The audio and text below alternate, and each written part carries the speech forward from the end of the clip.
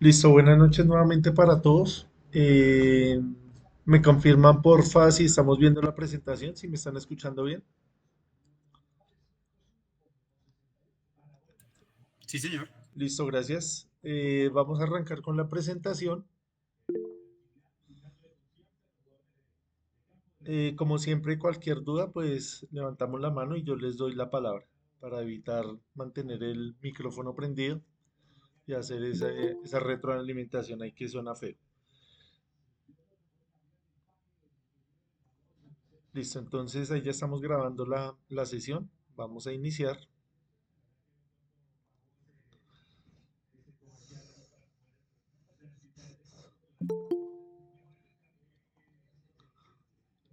Vamos a hablar el día de hoy acerca de las protecciones. Vamos a mirar así de una manera pues muy rápida, de una manera muy sintetizada, qué tipos de protecciones hay, las más comunes.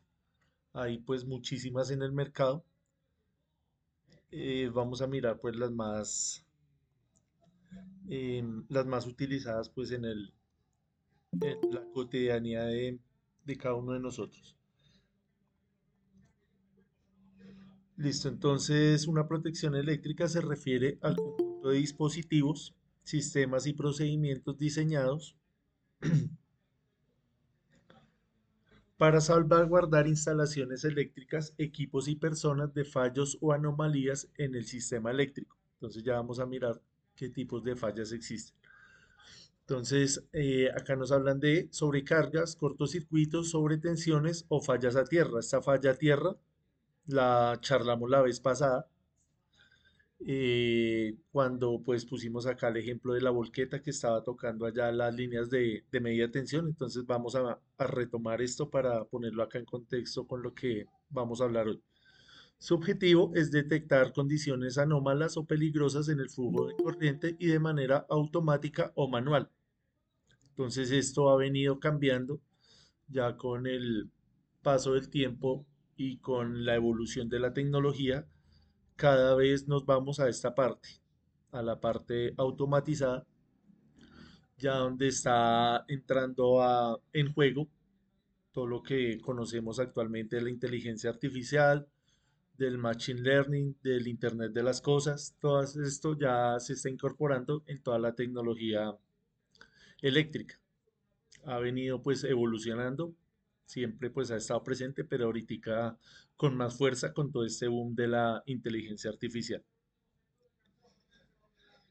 Eh, Estas protecciones pues van a interrumpir el suministro de electricidad o van a redirigir la energía para evitar daños, accidentes o peligros para las personas y los equipos eléctricos.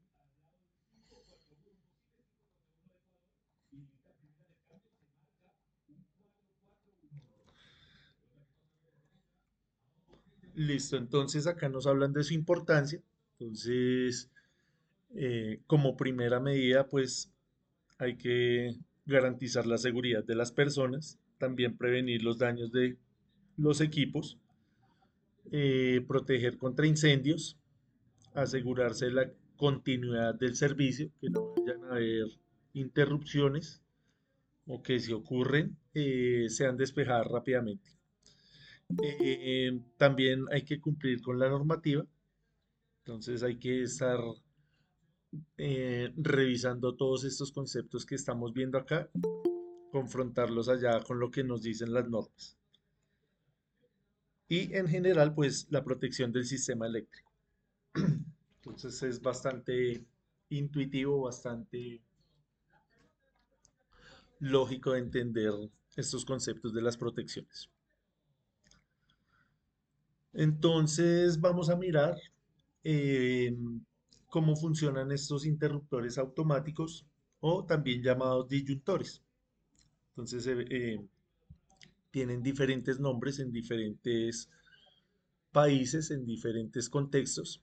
Acá para nosotros es Puede ser también el breaker, se utiliza mucho ese término, el breaker, o simplemente pues interruptor automático.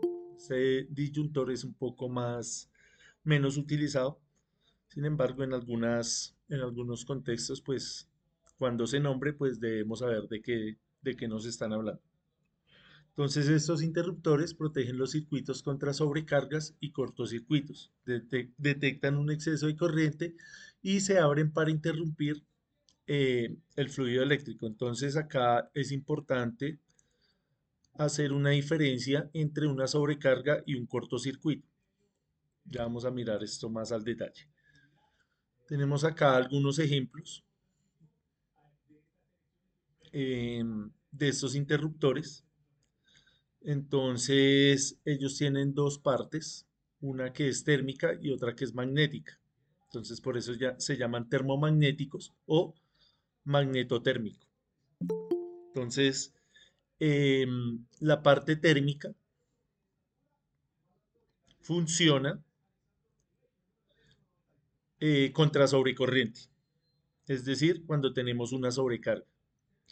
Y la parte magnética se va a activar cuando ocurre un cortocircuito. Entonces, este elemento va a tener dos mecanismos que van a trabajar acá en un mismo encapsulado, en el mismo encapsulado, pero de manera independiente. Entonces vemos ahí un esquema. Ya vamos a mirar un video donde nos explican esto mejor. Vemos este esquema. Eh, Acá están todas las partes, nos hablan pues de los conectores, de la tirilla térmica, del contacto de potencia, del disipador del arco, de la bobina magnética, del terminal inferior y del clip de aseguramiento. Entonces vamos a mirar cómo es que funciona esto. Vamos a ver un video.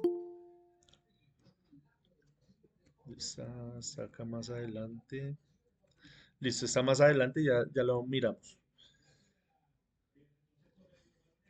Listo, entonces acá esta parte ya la vamos a revisar ya un poco más con calma. Ya pues leer esto ya es un poco más tedioso. Vamos a ver un video donde nos explican mejor este funcionamiento. Tenemos el interruptor diferencial que nos va a proteger de fugas de corriente. Entonces detecta diferencias entre corriente de la que entra y de la que sale. Esto lo vimos cuando estábamos hablando de las puestas a tierra, cuando vimos el ejemplo de la fuga de corriente que había en una falla de una lavadora. Entonces acá retomamos el ejemplo. Entonces acá lo que tenemos es lo siguiente. Por X o por Y motivo, esta carcasa está energizada porque la fase hizo contacto con la estructura, entonces quedó energizada. Entonces cuando una persona viene y la toca acá, em, va a pasar a través del cuerpo una corriente eléctrica. Si tenemos un buen sistema de puesta a tierra, pues esta corriente va a ser mínima, va a ser despreciable y no vamos a detectar esa corriente, no vamos a sentir esa corriente. Si no tenemos el sistema de puesta a tierra, pues sí va a ser crítico, va a ser peligroso.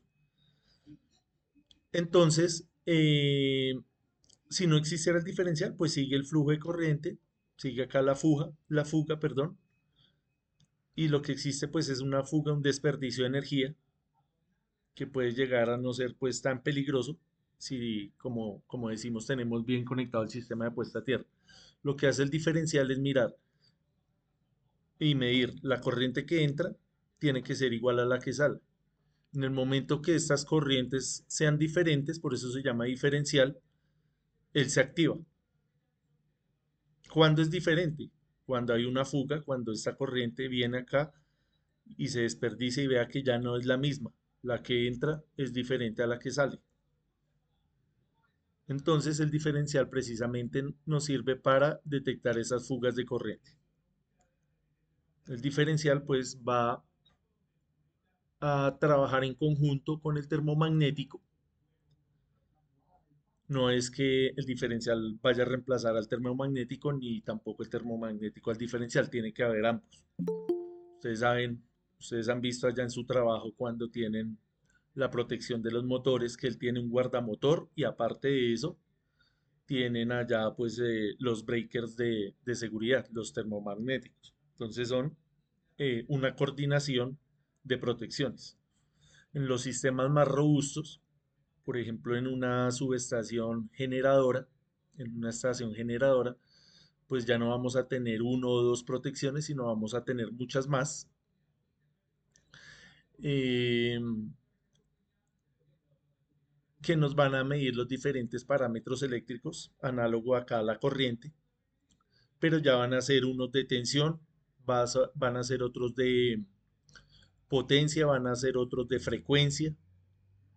Entonces es toda una coordinación de protecciones. Eso lo vamos a ver en la siguiente clase, ya con un poco más de detenimiento. Perdón que me distraje acá y no les di entrada a los demás compañeros. Listo, entonces estábamos hablando del disyuntor diferencial que censa la corriente de entrada con respecto a la de la salida. Si son diferentes, él detecta esa diferencia, por eso se llama diferencial y se salta. Creo que es bastante fácil, bastante sencillo de entender este evento, esta situación. Listo, entonces acá tenemos otros interruptores que se llaman interruptor de arco eléctrico, como su nombre lo dice, como su nombre lo indica, sirve para proteger contra arcos eléctricos que puedan causar incendios. Entonces, un interruptor de arco eléctrico, también conocido como interruptor de arco o disyuntor de arco, es un dispositivo utilizado para detectar y extinguir arcos eléctricos en circuitos eléctricos. ¿Ve? Entonces, no solamente lo detecta, sino que también lo extingue. Estos arcos pueden ocurrir debido a fallas en el aislamiento, condiciones de sobrecarga o mal funcionamiento de los equipos. Los interruptores de arco eléctrico son cruciales para la protección de instalaciones eléctricas y para la seguridad de las personas. Entonces acá tenemos uno de ellos. Entonces él no solamente va a detectar acá que hay una falla de arco eléctrico, sino que está en la capacidad de extinguirlo. Entonces, por medio de unos componentes acá, hay de diferentes materiales, hay de diferentes fabricantes, el disyuntor es capaz de extinguir ese arco.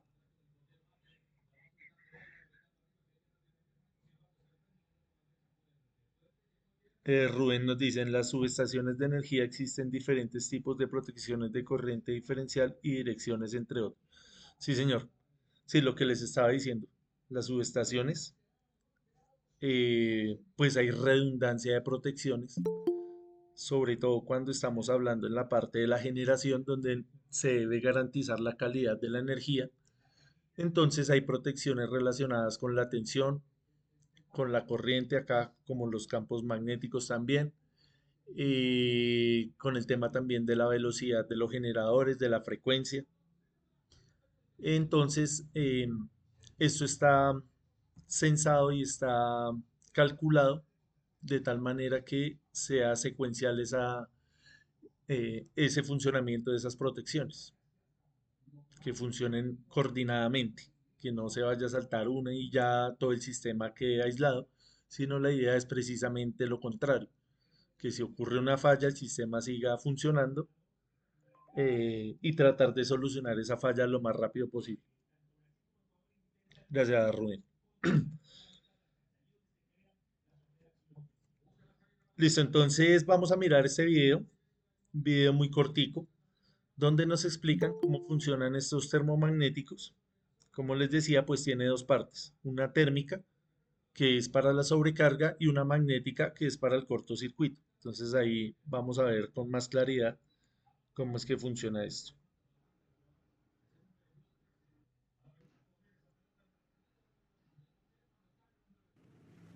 Estamos viendo un breaker de Luminex de Legrand, muy común.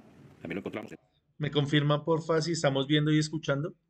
Sí, señor, sí, señor.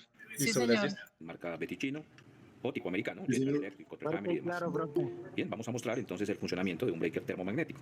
Lo primero que voy a indicarles es que acá este breaker está marcado línea y carga. De tal manera que este breaker solo se puede alimentar por la línea y la carga debe salir por este terminal. Existen otros breakers que no están marcados línea y carga y entonces los podemos alimentar indistintamente por la parte inferior. Perdón, perdón, perdón. Indicarles es que acá este breaker está marcado línea y carga. De tal manera que este breaker solo se puede alimentar por la línea y la carga debe salir por este terminal. Existen otros breakers que no están marcados línea y carga y entonces los podemos alimentar indistintamente por la parte inferior o por la parte superior. Y eso tiene que ver con algo que es la capacidad interruptiva. Hay que respetar, obviamente, la conexión del breaker. Bien, tenemos este breaker, vamos a destaparlo. Observemos el breaker destapado. Vamos a hacer aquí, voy a quitar esto que se llama la cámara apaga chispas para poder observar mejor. Tenemos entonces el punto de contacto, terminal en cobre, para hacer cobre-cobre. Luego tenemos un contacto fijo de plata, un brazo de contacto, que es el móvil, donde está el contacto móvil, también de plata, un shunt, y aquí en esta parte tenemos un elemento bimetálico. Bimetálico, sigue el shunt, y aquí tenemos la salida.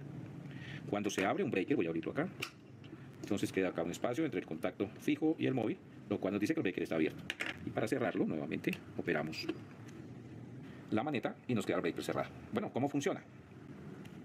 Este breaker que tenemos es un breaker termomagnético, o sea, tiene una protección por sobrecarga que opera obviamente con un elemento térmico.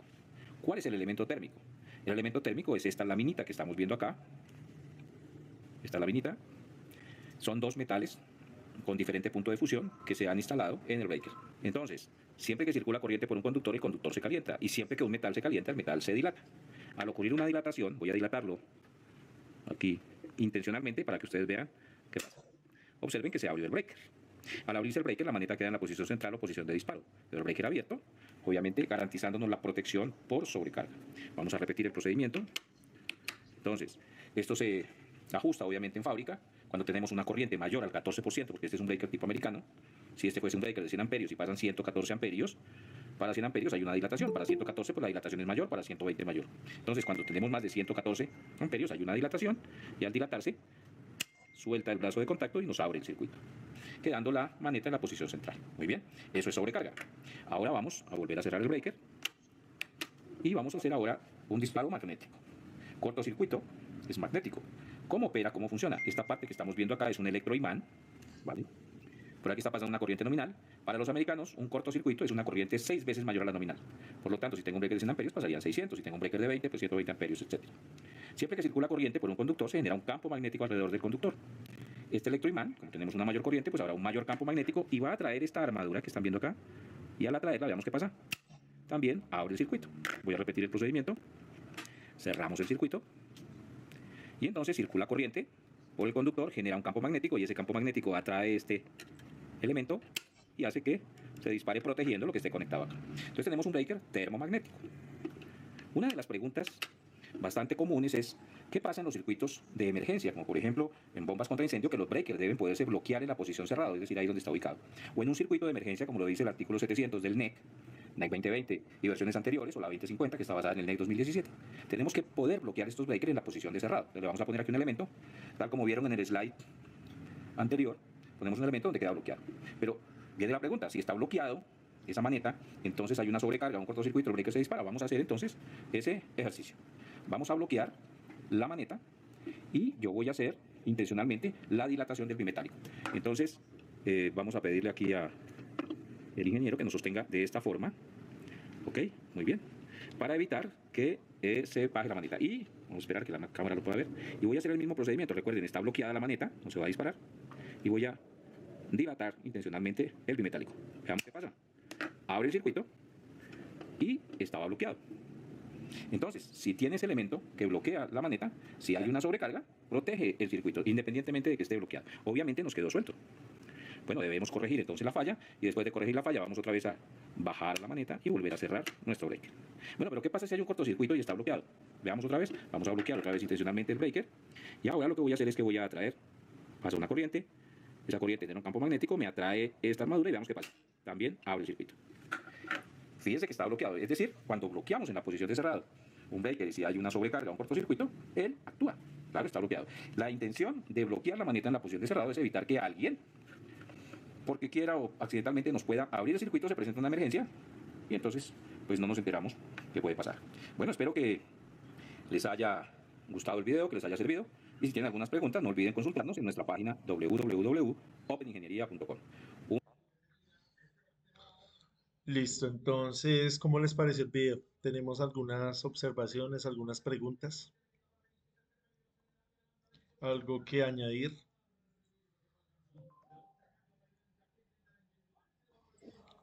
Profe, buenas tardes. Buenas tardes. Profe, una preguntita. Entiendo esa parte donde la sobrecarga hace que el bracket se dispare. Sí, señor.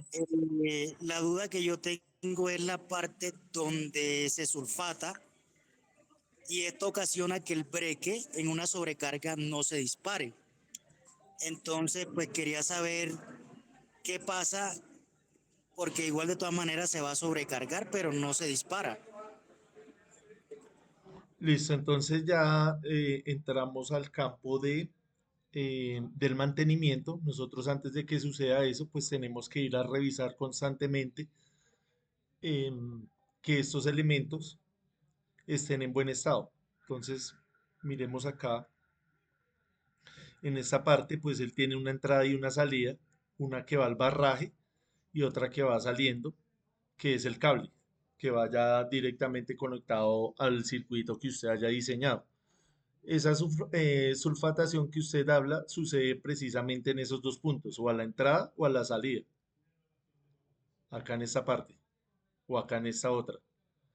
Entonces, siempre pues tenemos que estar pendientes em, de cómo está, de cuál es el estado de estos elementos para evitar precisamente eh, esos percances. Si no le hacemos el mantenimiento y el circuito está funcionando, pero fíjese que sigue habiendo corriente acá al interior del circuito, así esté sulfatado.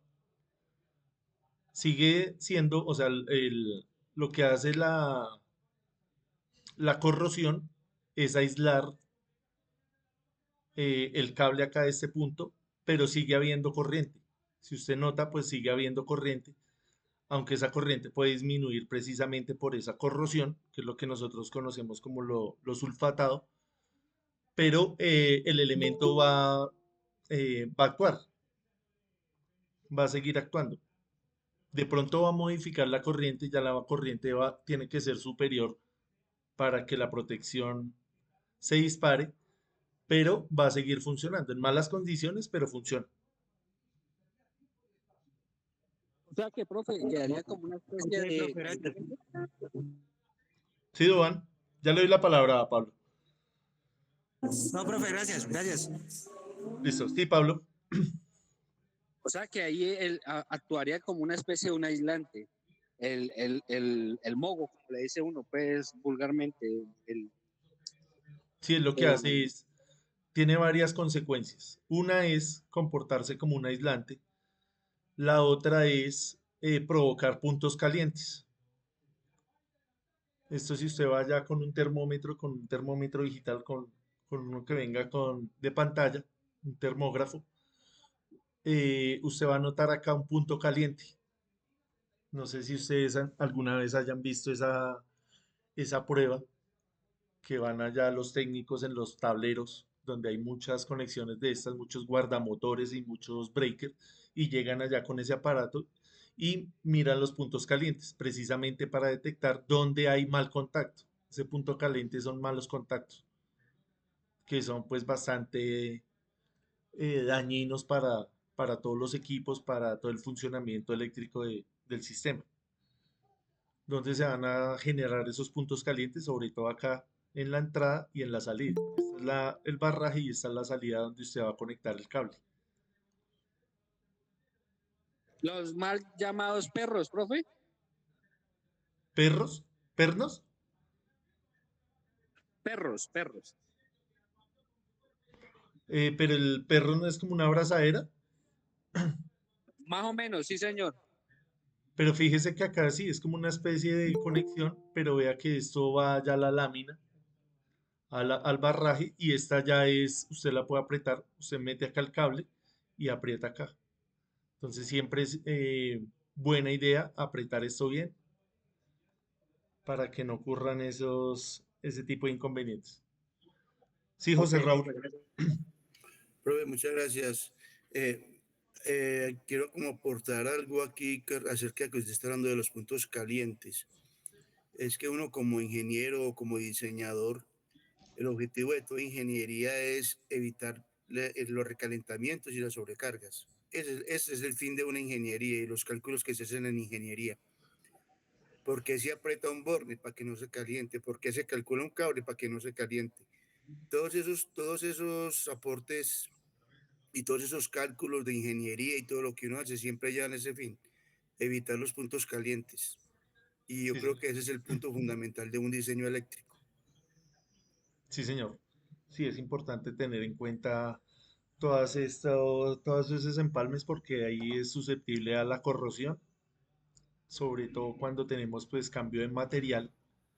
Acá, vea, como ustedes pueden notar, esto es de un material y el cable que usted va a poner acá es de cobre. Entonces, esa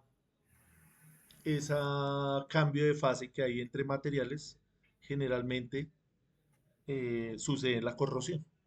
Sí, ese es el objetivo propiamente de las normas y todo, y de los cálculos, porque orientan a eso, van a Sí, ese punto final, evitar los recalentamientos en las instalaciones.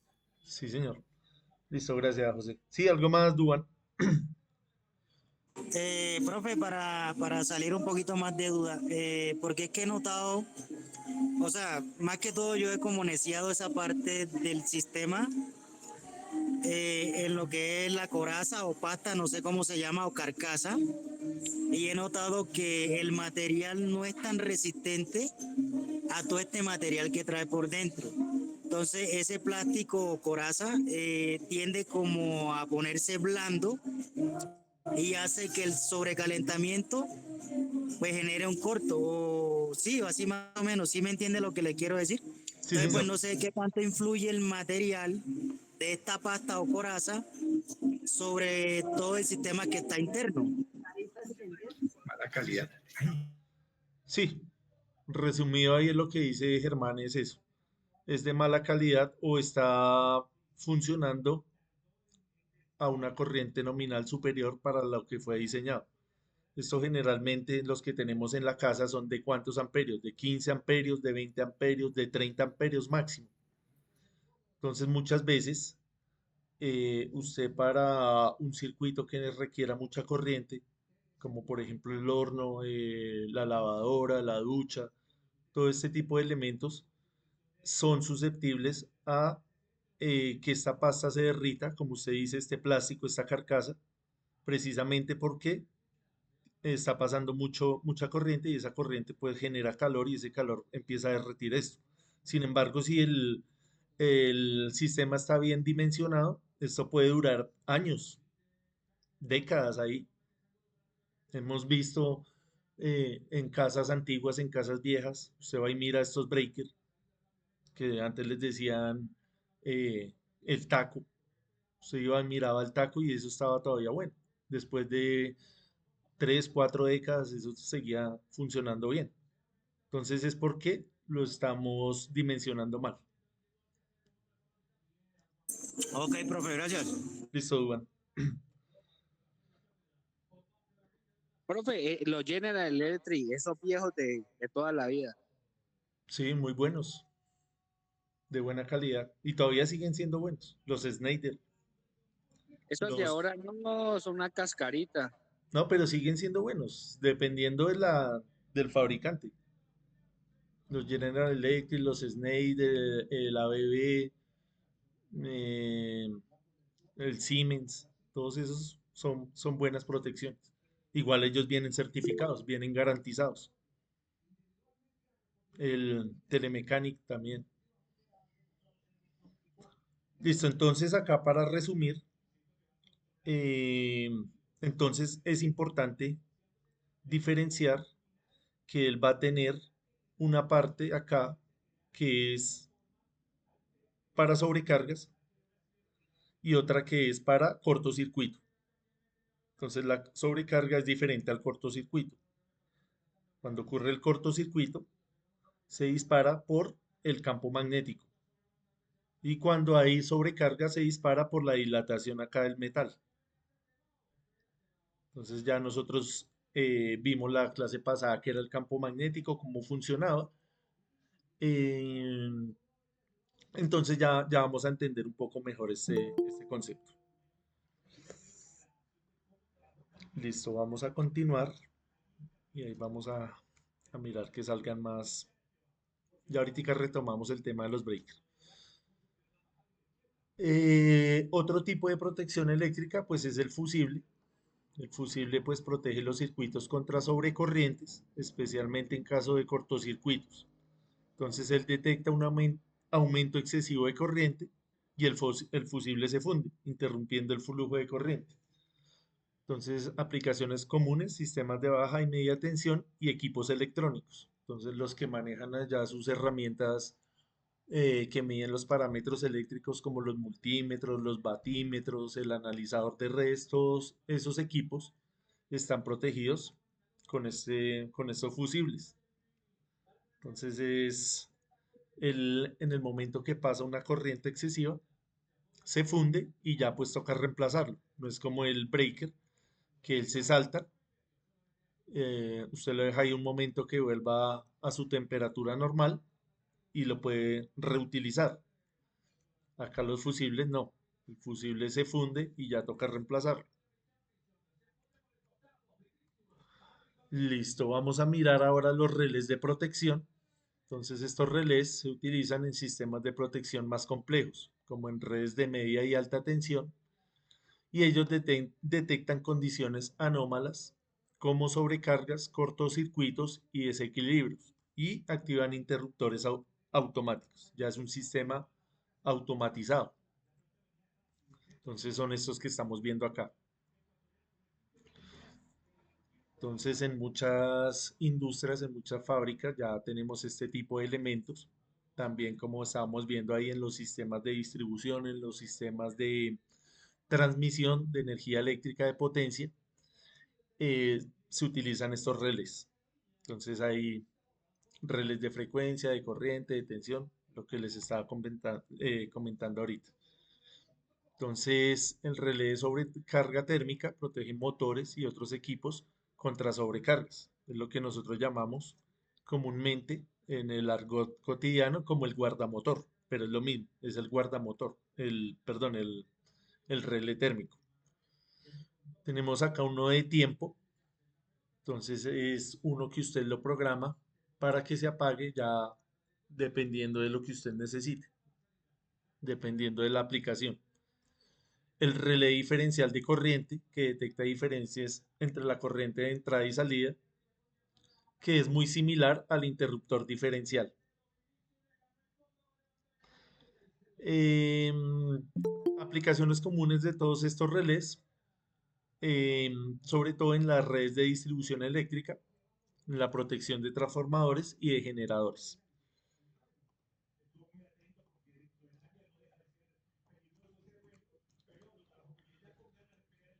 Entonces vamos a mirar cómo es el funcionamiento básico de estos elementos. Entonces él va a detectar la falla. Entonces el relé monitorea parámetros eléctricos como corriente, voltaje, frecuencia o potencia. En condiciones normales el relé permanece inactivo.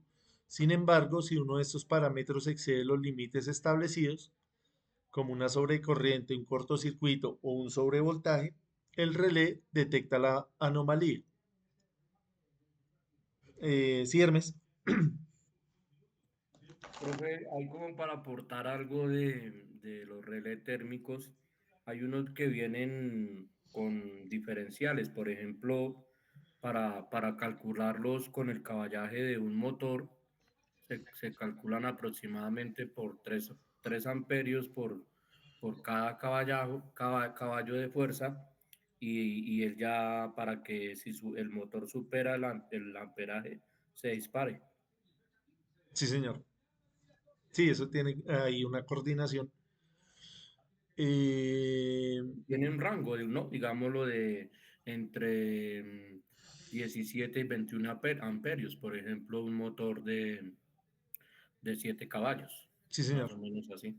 Listo, ya vamos a ver el tema de los rangos, ya vamos a mirar cómo es que funcionan estas protecciones, ya eh, el fabricante pues nos da un data sheet, nos da unas tablas donde nosotros vemos el rango de funcionamiento de ese equipo.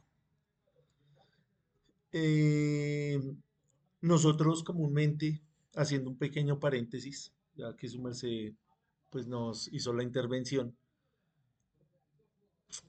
en la vida cotidiana, en el argot normal del día a día, tenemos una terminología que a veces no es tan correcta, que es aceptada, pero no es la más idónea, no es la más adecuada. De pronto, en aspectos cuando usted va a entregar un informe, cuando va a hacer una exposición, hay unos términos que no se utilizan tanto, como por ejemplo el de caballaje. Uno habla más bien de la potencia del motor. Cuando hablamos también de amperaje, es algo que todo el mundo utilizamos en el mundo de la electricidad, pero no es algo tan aceptado ya a niveles un poquito superiores. Se los comento porque pues a nosotros siempre nos toca leer allá artículos, hacer artículos. Ahorita pues yo estoy haciendo una tesis y siempre pues mi director me dice, nos dice, no solo a mí, sino a todos, que evitemos esas cosas. Entonces aprovecho para extender esa información que pues viene allá de gente que pues ha estudiado mucho el tema de la electricidad para que evitemos ese vocabulario, que pues el objetivo también de estos cursos es aprender esas cosas, de qué es lo que, de la evolución de no solamente de lo técnico, sino también de la terminología. Entonces evitar eso, amperaje, caballaje, voltaje. Acá, bueno, el voltaje sí hablamos, es un poquito más aceptado, pero siempre tratamos de decir tensión, mejor decir tensión. ¿Listo? Entonces es una pequeña recomendación para que la tengamos en cuenta. Listo, cerrando el paréntesis, vamos a continuar acá.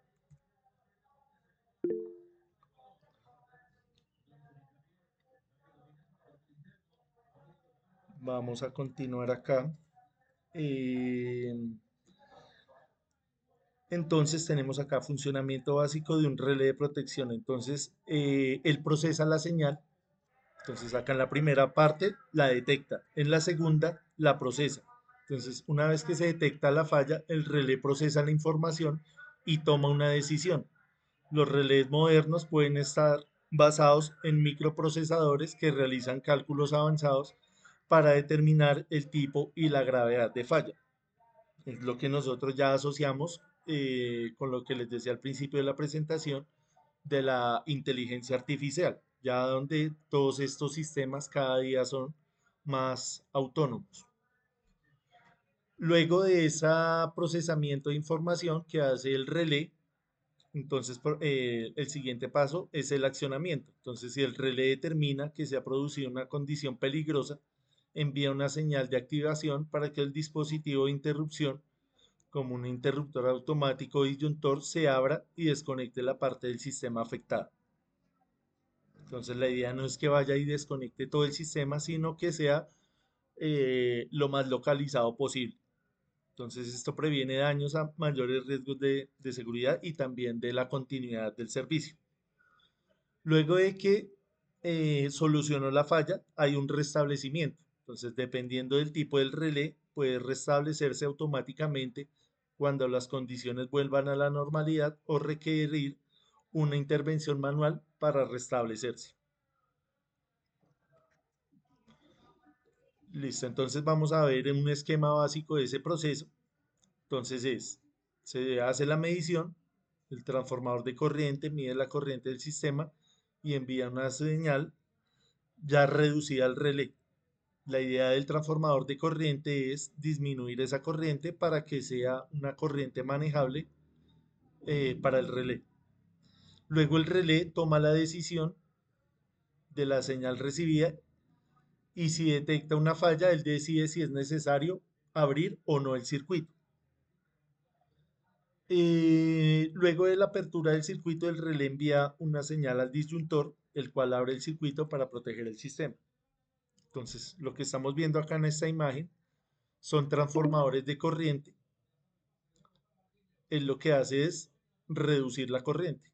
Entonces, vemos que acá las dimensiones de estos cables son considerables, tiene una corriente considerable. Él mide la corriente y luego la extrapola a una corriente más pequeña para enviársela al relé. Esto como son sistemas de control, manejan corrientes muy pequeñas. Entonces, si hiciera la medición directamente de la corriente que viene originalmente acá, pues se quema automáticamente. La función de esto es reducir la corriente. Luego de que él mide esa corriente, él toma la decisión y dice, bueno, estoy en el rango según lo que le hayan programado para abrir o no abrir el sistema. Entonces él es el que envía acá una señal para abrir el sistema. Entonces abre el sistema, él mira a ver si, si se toma un tiempo X para eh, volver a conectar, vuelve y conecta y ya si la falla está despejada, pues sigue funcionando el sistema normalmente.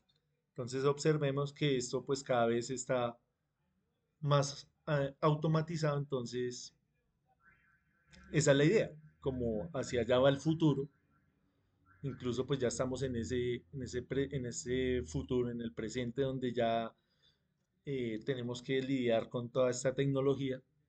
La idea es pues conocer más o menos cómo es que funciona, para cuando pues tengamos que hacer una instalación, una reparación, pues sepamos cómo se hace, cómo funciona. Acá la vez pasada pues habíamos hablado de una falla que nos había comentado un compañero, no me acuerdo quién fue, que estaban instalando acá el poste y estaban acá en el carro hizo, la grúa hizo contacto acá con la línea de media o alta tensión y hubo una fuga de corriente. ¿Por qué no se abrió el circuito? Entonces nos estábamos preguntando eso, ¿por qué no se había abierto el circuito? Entonces, acá analizando la situación, vemos que esto es una situación de alta impedancia. Impedancia es sinónimo de resistencia, o más bien la resistencia hace parte de la impedancia, de una parte de la impedancia que la vamos a entender por el momento como una resistencia al paso de la corriente. Sí, Gloria, ya yo creo que en estos 5 minutos alcanzamos a dar la explicación.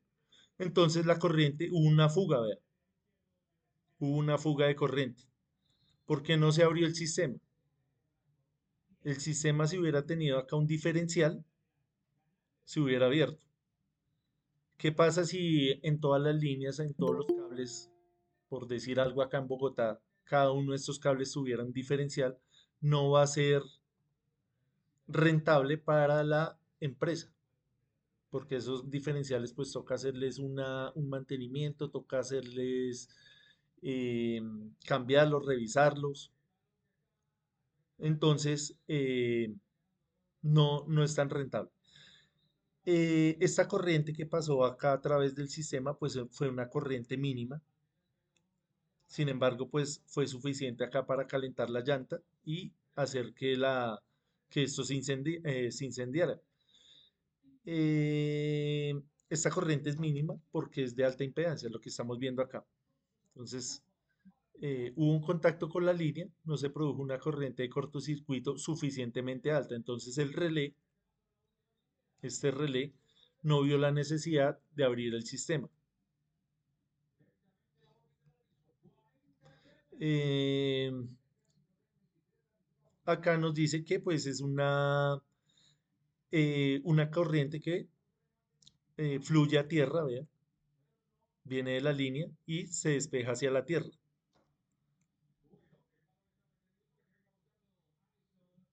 Entonces hubo un camino de alta resistencia donde encontró la corriente de la mayor resistencia. Entonces la encontró acá en el caucho de la llanta y en la parte seca acá del piso. Si suponemos que esto es como un asfalto, sabemos que eso es una parte, algo muy resistivo, porque es árido, es seco, entonces no va a permitir que la corriente fluya eh, normalmente. O sea, que esta corriente sea muy grande comparada con el sistema normal. ¿Listo? Entonces ahí como pusimos este ejemplo, que ya lo habíamos tratado la vez pasada, con el objeto de que entendiéramos que esto es un camino de alta resistencia y que no siempre se va a deber abrir el sistema. Este sistema pues está controlado por este relé. Listo. No sé si tengamos alguna duda, alguna aclaración, alguna observación adicional acá con este caso.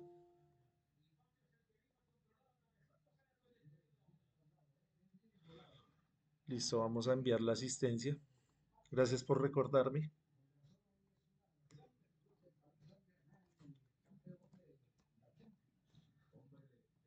Listo, entonces ahí les compartí el link de la asistencia.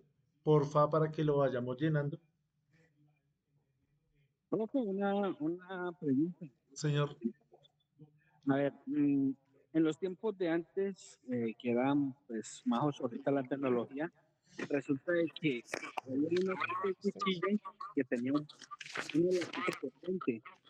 Esas laticas eran como la especie de un taco que cuando había sobrecarga o había un corte, lo que hacía era dispararse o quemarse, y eso es lo que hacía era aislar la corriente.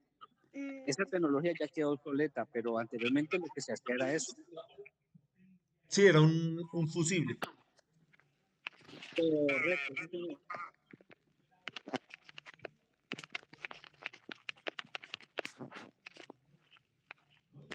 Francisco, sí, lo escuchamos. Presente. No, lo siento, profe. Se activó el micrófono sin querer. Listo. Bueno, entonces tomémonos acá 10 minutos de descanso. Veámonos a las 7:05 y continuamos con la presentación.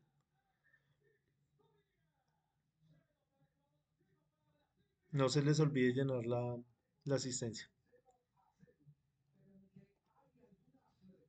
Ahí les comparto nuevamente el link para las personas que entraron ahorita a lo último y no alcanzaron a verlo.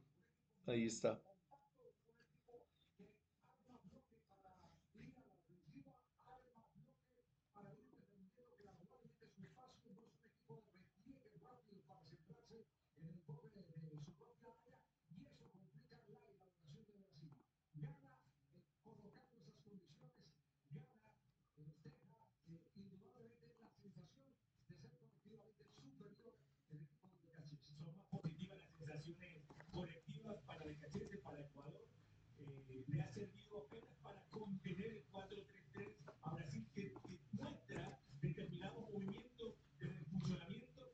Listo, ahí les compartí para las personas que todavía están conectadas, les compartí el link para vernos ahorita a las 7:05. Igual se los voy a compartir ahí por el grupo de WhatsApp. Listo, profe, gracias.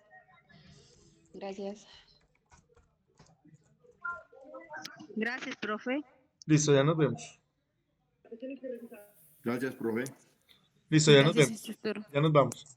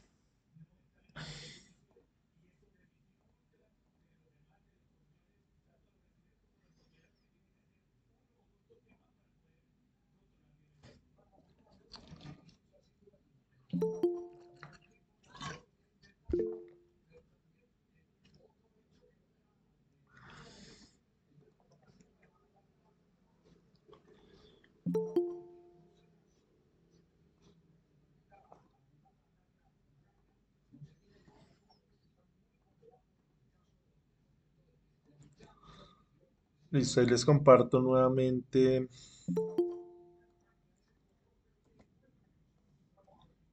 la asistencia para los que se pudieron conectar hasta ahorita en la segunda parte.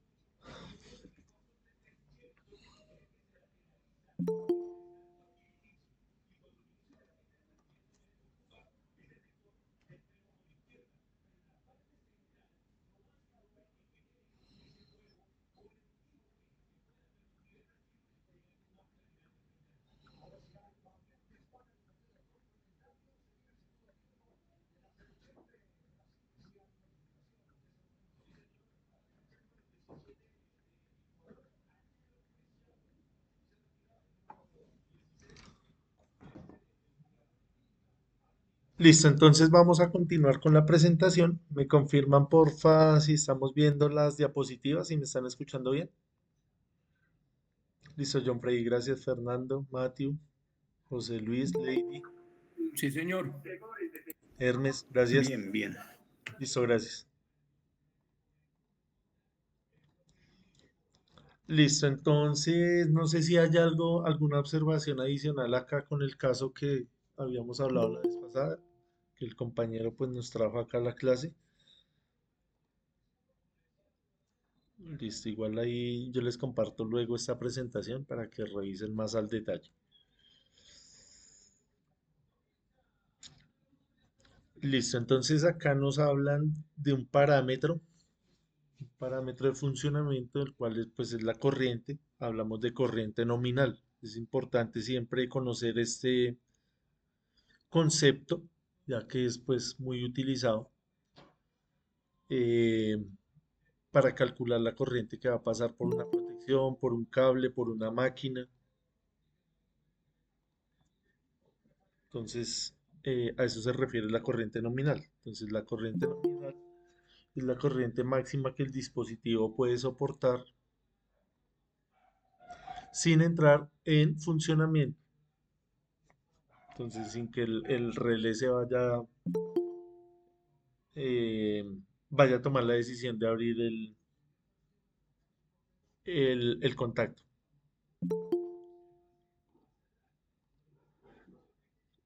Acá nos hablan también de la corriente de ajuste, entonces es la corriente a la cual se activa la protección. Puede ser ajustable según el tipo de protección, si es sobre corriente diferencial, etc. Acá tenemos unas curvas de disparo. Esa curva es de tiempo corriente y representa la relación entre la corriente de falla y el tiempo de actuación del dispositivo de protección.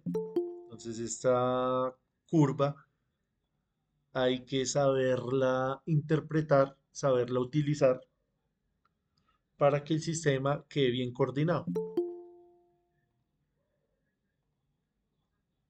Entonces las curvas pueden ser inversamente proporcionales, donde a mayor corriente de falla, menor es el tiempo de conexión, de desconexión, perdón, que es pues algo intuitivo, algo lógico. Sabemos que a mayor corriente, pues se tiene que abrir más rápido el dispositivo que está protegiendo el sistema. Si la corriente es pequeña, pues él puede tolerar un tiempo superior y puede aguantar un poco más la falla. Muchas veces en nuestro sistema pues ocurren unos picos de corriente que nosotros sabemos que van a ocurrir, entonces no es necesario despejar esa corriente. Entonces nosotros tenemos que estar conscientes de eso. Ya vamos a ver un ejemplo acá numérico. Entonces acá nos hablan del tiempo de operación. Se refiere al tiempo que tarda el dispositivo de protección en desconectar el circuito una vez que se haya detectado una falla. Este tiempo puede variar según el tiempo de falla y la configuración del dispositivo. Entonces, dependiendo de lo que usted necesite, usted programa ese elemento de protección para que se abra o no, o para que se abra en el tiempo que usted estime prudente o seguro.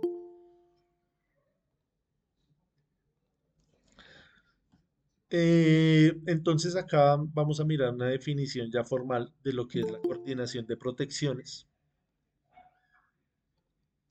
Entonces la coordinación de protecciones es un concepto fundamental en el diseño y operación de sistemas eléctricos.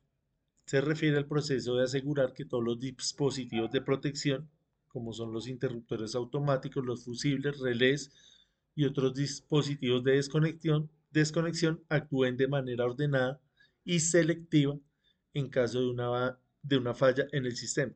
Entonces, estos dos términos, pues tenemos que tenerlos bastante en cuenta. El concepto del orden y el concepto de la selectividad. Ya vamos a mirar un ejemplo para poner un poco más en contexto estas ideas. ¿Cuál es el objetivo de esta coordinación de protecciones? Entonces,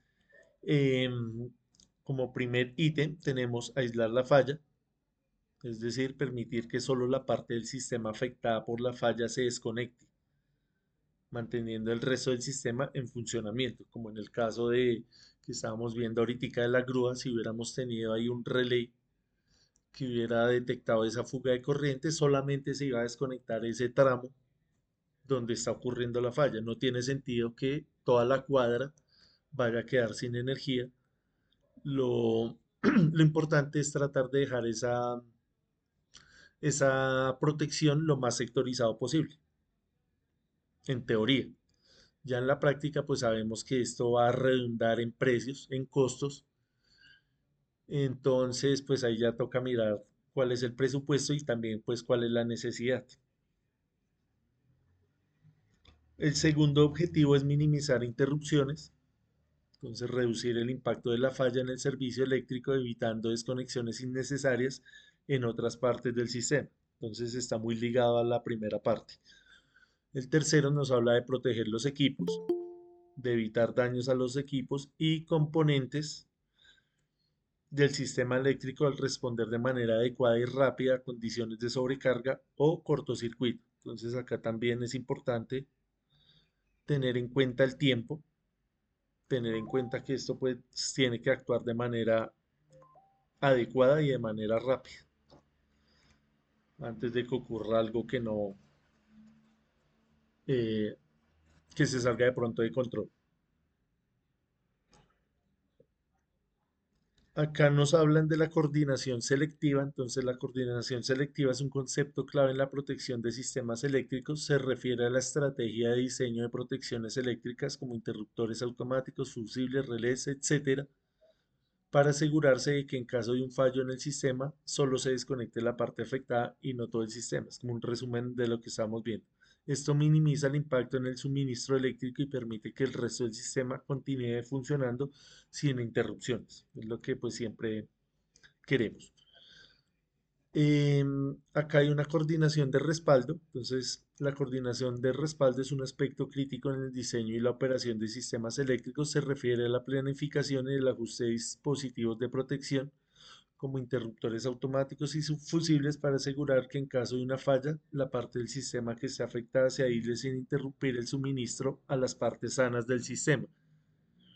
Esto obviamente va a implicar eh, que el sistema quede redundante, que en algunas ocasiones sí es necesario, en otras no, y obviamente pues va a subir el costo. Entonces lo ideal sí sería tener una coordinación de respaldo, pero pues no siempre es viable desde el punto de vista económico. Listo, entonces creo que es bastante intuitivo, bastante sencillo entender esta última parte. Acá haciendo pues un resumen, simplemente es tratar de aislar lo máximo dentro del presupuesto las fallas. Listo, entonces vamos a mirar acá algo importante cuando nosotros vamos a comprar un breaker, un disyuntor, una protección termomagnética.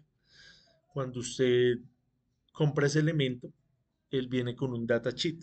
¿Qué es un datasheet? Esto que estamos viendo acá, una hoja de datos. Esa hoja de datos le va a dar la curva de corriente acá en el eje horizontal y de tiempo en el eje vertical de cómo va a funcionar. Entonces, como estábamos viendo ahí al principio, él tiene una parte térmica que es para las fallas referentes a la sobrecarga y tiene una parte magnética que es referente al límite de disparo cuando estamos en cortocircuito. Entonces vea que tenemos acá una curva y acá tenemos una parte que es vertical. ¿Listo? Entonces vamos a mirar acá unos ejemplos para poner en contexto esta información. Listo, entonces ahí tenemos un termomagnético de la marca Siemens. Es un C16. Quiere decir que va a trabajar con 16 amperios. Entonces tenemos acá esa curva. Entonces hay de tipos B, C y D.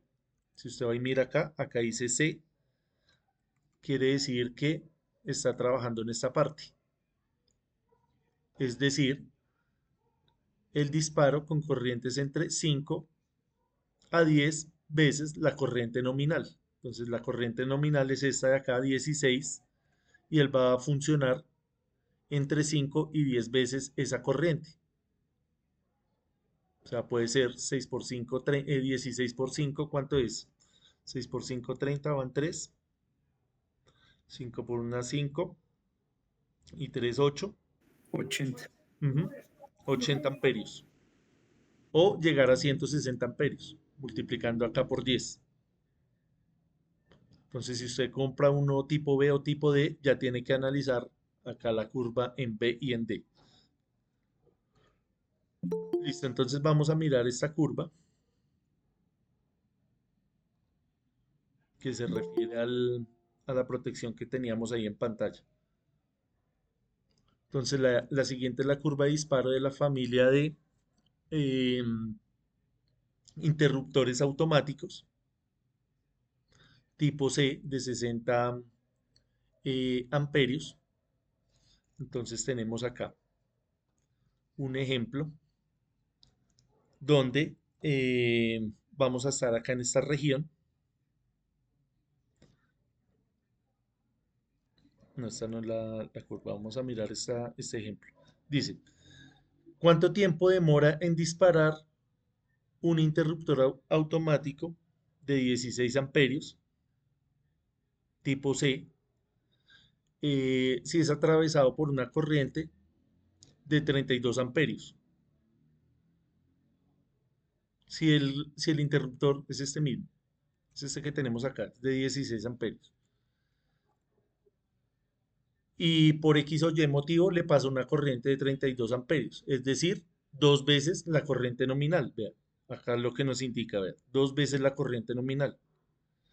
Entonces nos posicionamos acá en el eje horizontal, ubicamos esa corriente nominal, ya identificamos que es de 32 amperios y vamos a mirar en cuál tiempo va a funcionar. Entonces observemos que él o puede dispararse a 6 segundos o puede dispararse a 120 segundos. ¿De qué depende esto? Depende de qué temperatura estén funcionando en ese momento de la falla, o puede que no sea una falla. Vamos a ver que puede ser un pico de una máquina. Él se va a disparar entre 6 segundos y 120 segundos, vea, entre 6 segundos y 2 minutos.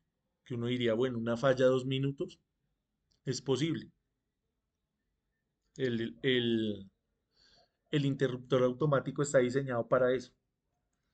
Entonces, esta tabla nos la da el fabricante porque él no está totalmente seguro dentro de un lote de elementos que haya fabricado.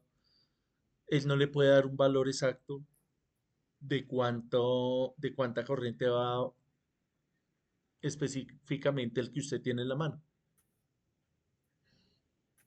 Así tenga un lote de 200, de 300, de millones de esos mismos interruptores, cada uno va a funcionar diferente. Em, pero también lo hacen a propósito, lo hacen adrede para que usted tenga acá un rango de maniobrabilidad, para que usted se acomode acá y mire a ver cuál elemento va a comprar que esté dentro de este rango. Entonces ya vamos a mirar un ejemplo de un motor donde el motor cuando usted lo conecta él va a tener un pico de corriente, pero va a ser algo de un periodo de tiempo muy corto. Entonces no va a ser necesidad que el interruptor se dispare. A eso vamos con esta tolerancia del tiempo. Sí, José Raúl. Pero es que cuando usted hablaba ahorita que una falla de 2 minutos, es que eso no es un cortocircuito, eso más bien es como una sobrecarga, porque Sí, porque la sobrecarga se hace en el tiempo, o sea, el circuito se va cargando lentamente, lentamente, hasta que llega al tope, pero después de que llega al tope no se dispara tampoco ahí mismo, sino que él aguanta un rato antes de dispararse. sí, claro. Me devuelvo acá, vea. Acá hay un límite de disparo térmico, vea. Estamos en esta zona que es de sobrecarga. Sí, que esa es como la diferencia entre cortocircuito y sobrecarga. Y Igual claro, se... vea, acá en Sí, esta parte ya estamos hablando de la parte magnética, que ya estamos hablando de un cortocircuito. El cortocircuito, pues si usted imagínese un cortocircuito de 2 minutos, se le prende allá toda la instalación. sí, exacto. Sí, Mientras que en una, acá estamos hablando de una corriente nominal. Él está diseñado para eso, vea, para aguantar dos veces la corriente nominal. Si es de 16 amperios, él aguanta dos veces esa corriente en este rango de tiempo.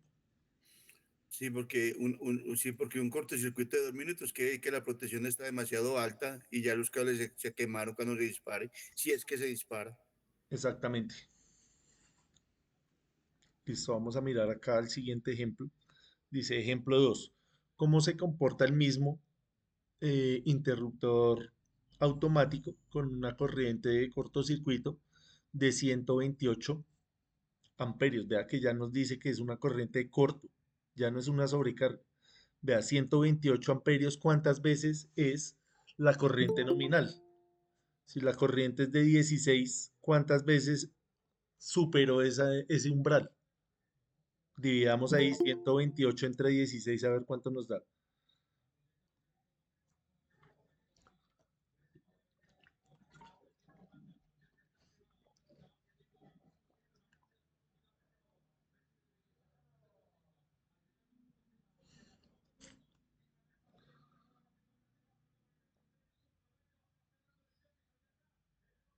Si la corriente de corto es de 128 amperios y la corriente nominal del interruptor es de 16 amperios, ¿cuántas veces es la corriente nominal? 8. 8, profe. 8 exactos. Ujú.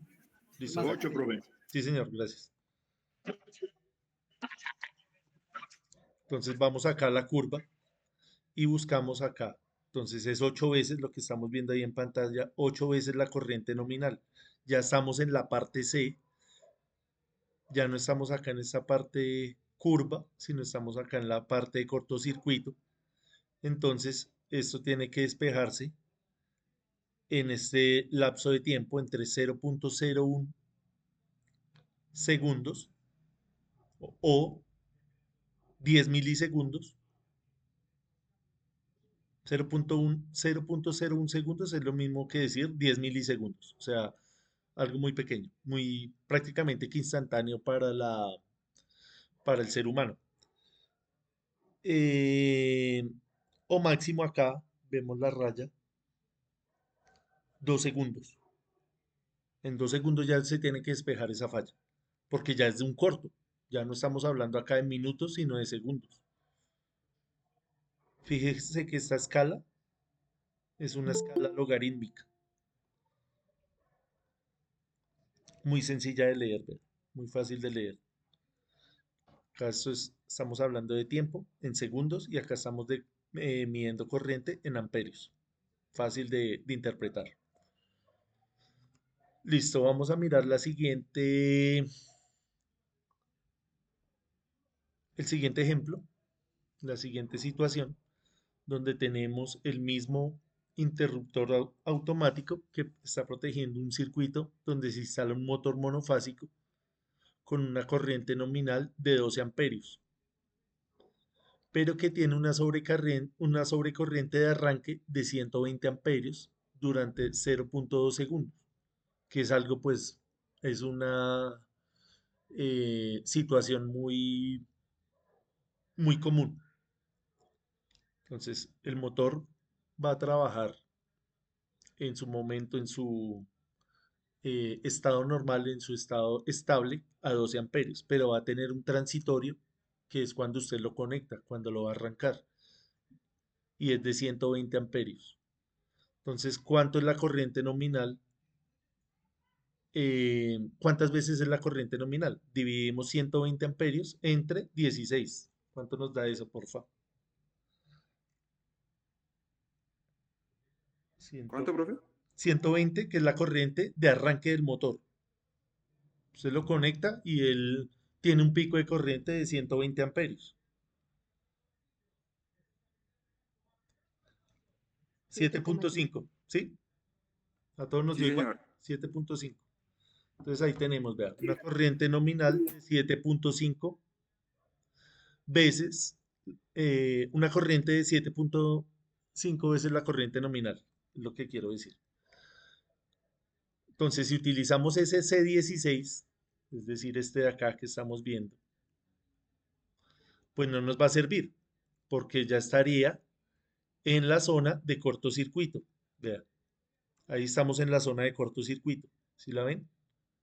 Esta parte. Deberíamos querer estar acá en esta parte. Entonces, ¿qué nos toca hacer? Cambiar el interruptor, poner un interruptor de 25 amperios. Entonces, si pongo el interruptor de 25 amperios, ya no tengo una corriente nominal de 7.5, sino de 4.8. Y esa corriente va a estar en un rango perdón, ese disparo va a estar en un rango de 0.01 segundo a 0.5 segundos.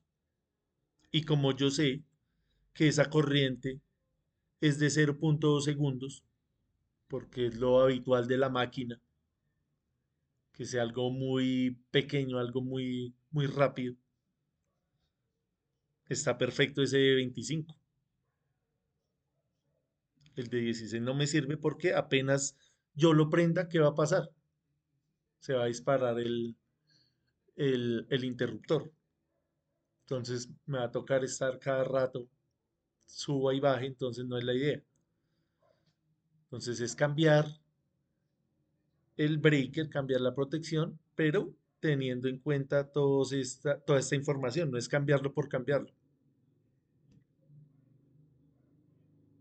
Porque yo sé que pues la corriente que va a pasar por el cable va a ser esta corriente de acá, vea, de 12 amperios. No necesito ir a cambiar el cable. Diferente a un caso ya por ponerlo en contexto en su casa. En su casa usted tiene allá la ducha y tiene una protección de 20 amperios y eso se le salta y se le salta. Usted no puede ir a cambiarlo a uno de 30 amperios así como así, porque esa corriente ya no es transitoria, como acá vea. Es una corriente de 0,2 segundos. Allá en su casa, ¿de cuánto va a ser ese tiempo? Lo que usted dure bañándose. Si dura 3 minutos, 5 minutos, 10 minutos, esa corriente va a ser constante. Entonces ya no solamente tiene que cambiar el breaker, sino que tiene que cambiar también el cable. Lo que siempre hemos hablado acá. Sí, Eliezer.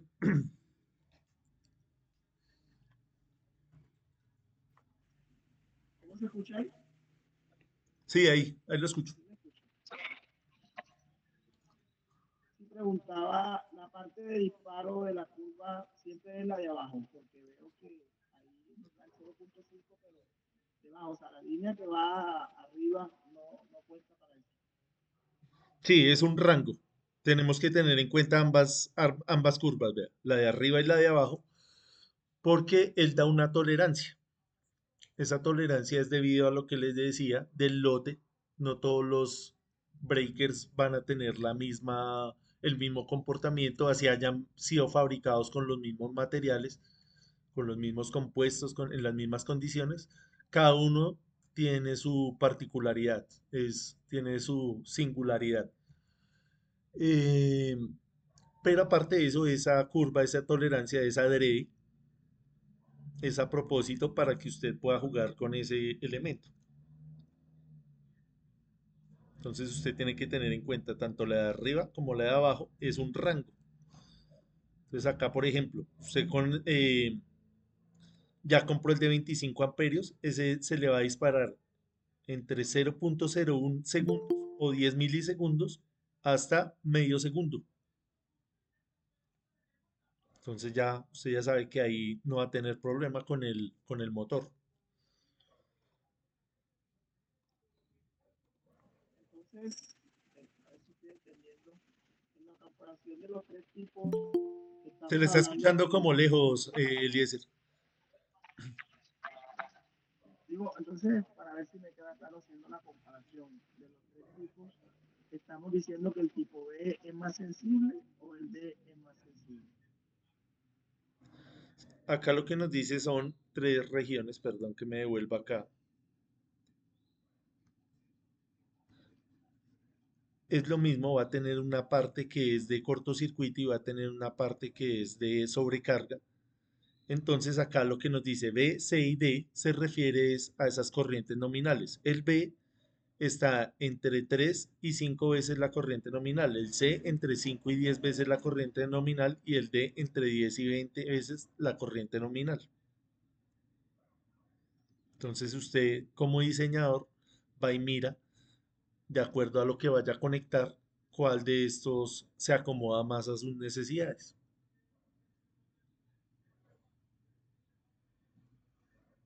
Entonces acá nosotros en la casa generalmente de cuáles utilizamos este tipo C, que es entre 5 y 10 veces la corriente nominal.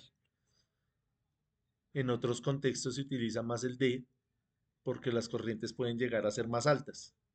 En otros contextos puede llegar a ser la corriente más baja y el equipo más sensible a la corriente. Usted no puede permitir que ese equipo supere 5 veces la corriente nominal.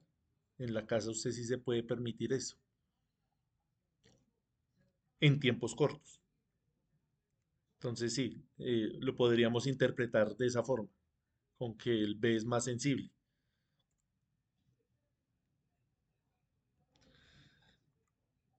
Listo. ¿Alguien más?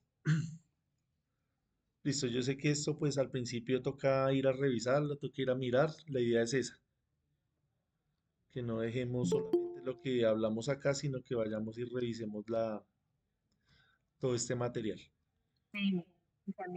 Profe, una preguntita. Señor, En ciertos motores el contactor trae ya las especificaciones y trae como una tolerancia. ¿Esa regla todavía puede aplicar ahí?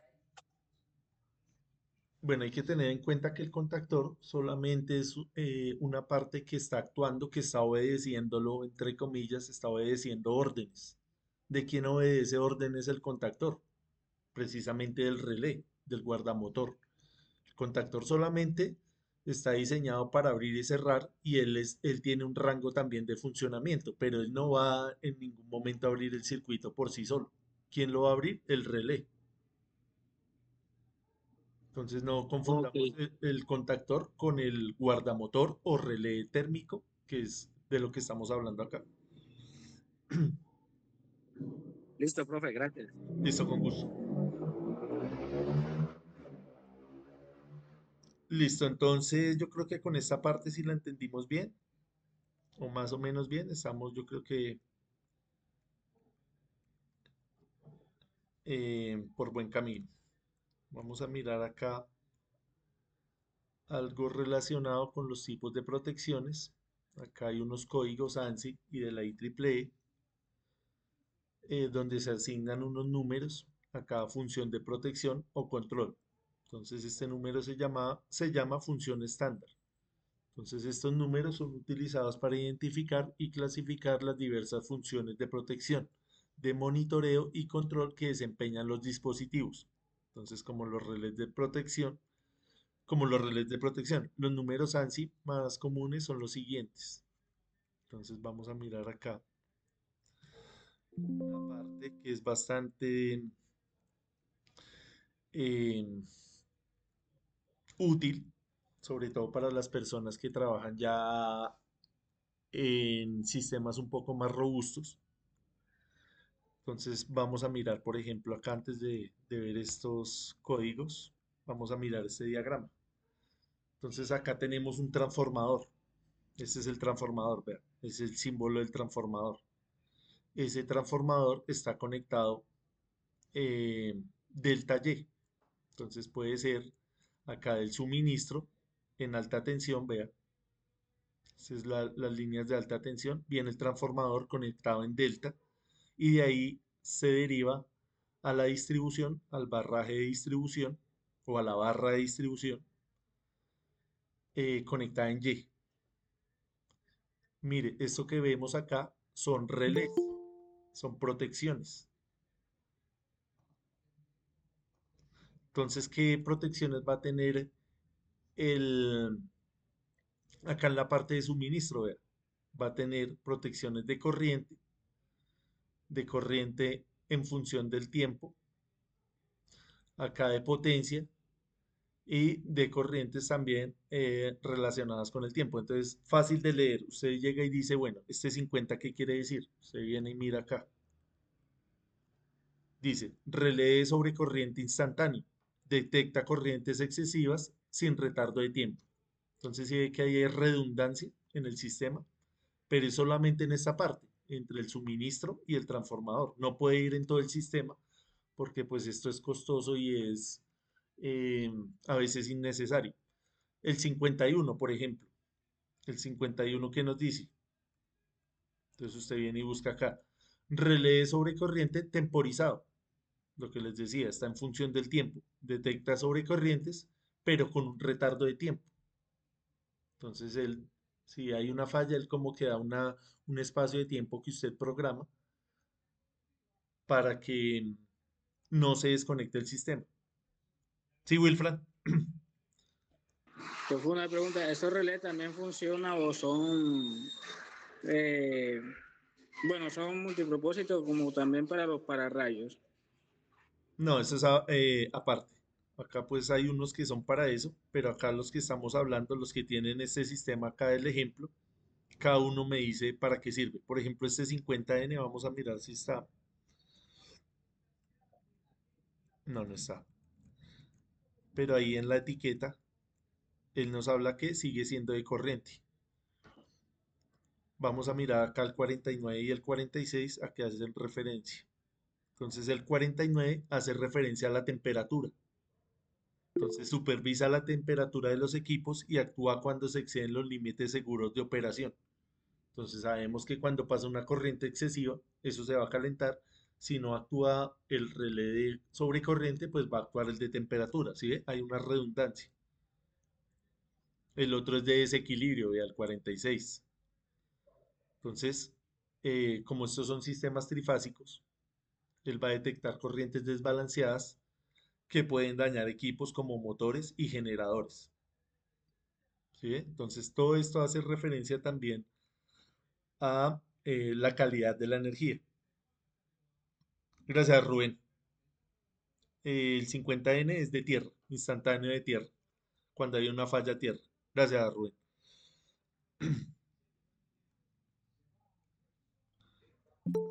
Listo, entonces, ¿sí ve? Acá es bastante interesante aprender a leer esto, mirar esto. La idea es que ustedes pues miren acá otros ejemplos, como por ejemplo este que estamos viendo ahí, de un sistema de generación. Entonces acá tenemos un generador y acá tenemos todas las protecciones que implica ese generador, que requiere ese generador. Entonces vamos a mirar, por ejemplo, este 64, a ver si está acá. Si no está en esta lista, pues toca ir a buscarlo. Acá en este código ANSI y triple E. Este simplemente es un ejemplo que yo saqué acá. Si queremos ir más allá, que es la idea, es ir a buscar en internet, en los datasheets, qué quiere decir cada uno de estos códigos. Acá, por ejemplo, este 40, que es de campo, se refiere a los niveles de campo magnético y de campo eléctrico. Por eso acá ya en sesiones pasadas hablamos de estos campos para poder pues entender más o menos esta información. Listo, no sé si hay alguna pregunta acerca de Profe, estos sistemas. ¿es Señor. posible que en un circuito ocurra un sobrecalentamiento y un corto al tiempo o no pasa? Sí, claro. Prácticamente cuando ocurre el cortocircuito, el cable se va a calentar instantáneamente. Entonces acá es donde entra este temperatura. Entonces, como decimos, estos sistemas son redundantes, tienen que tener acá un respaldo. En el momento que alguno de estos falle, porque vea que tenemos acá uno de corriente, de máxima corriente, corriente controlada por tiempo, acá la de tierra, la corriente de falla a tierra, y este que estamos viendo, que es el de temperatura. Entonces, si no funciona el de corriente, pues entra a funcionar el de temperatura en el momento que haya un cortocircuito. Ah, listo, profe, o sea, listo, listo. Sí, es una redundancia, es un complemento.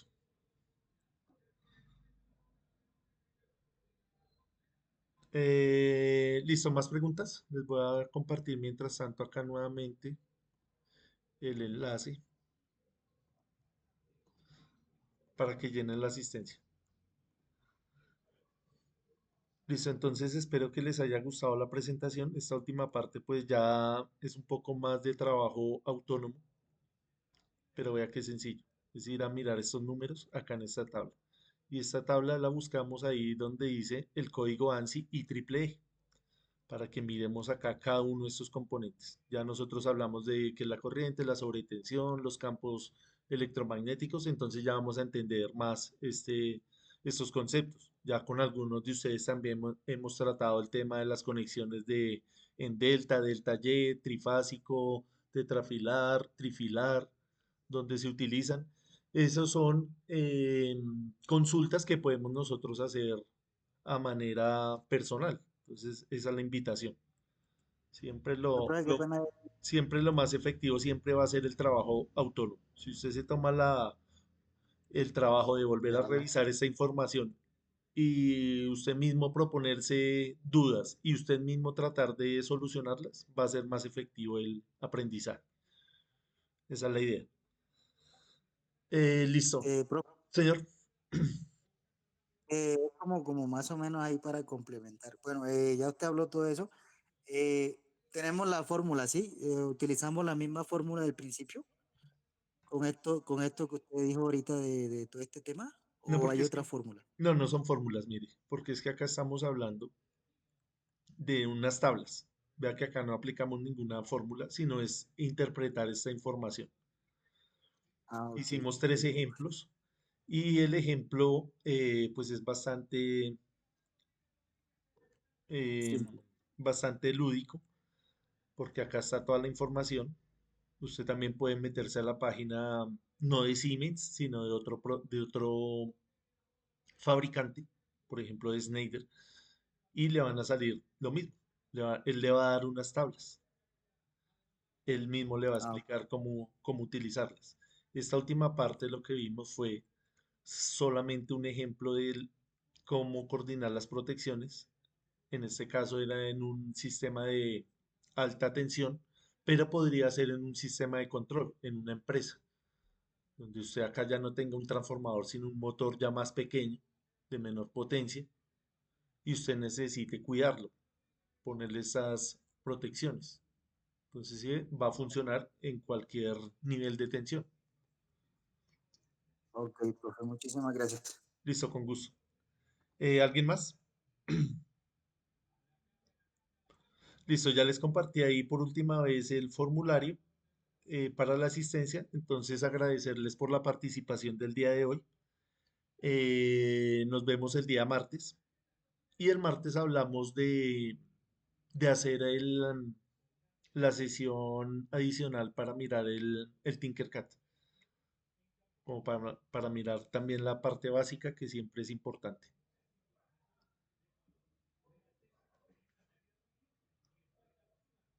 Listo, gracias a ustedes.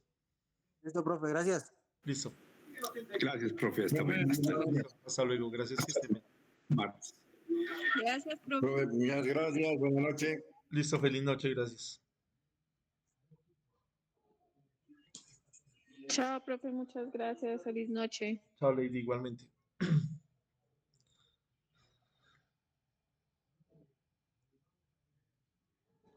Voy a dejar acá.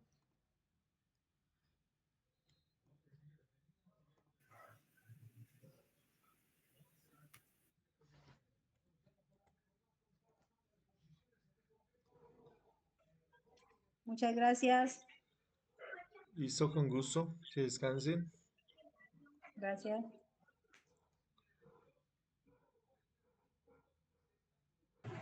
Listo, profe, muchas gracias. Nos vemos en la próxima Muchas sesión. gracias, Inge. Listo, Jonathan, que descanse.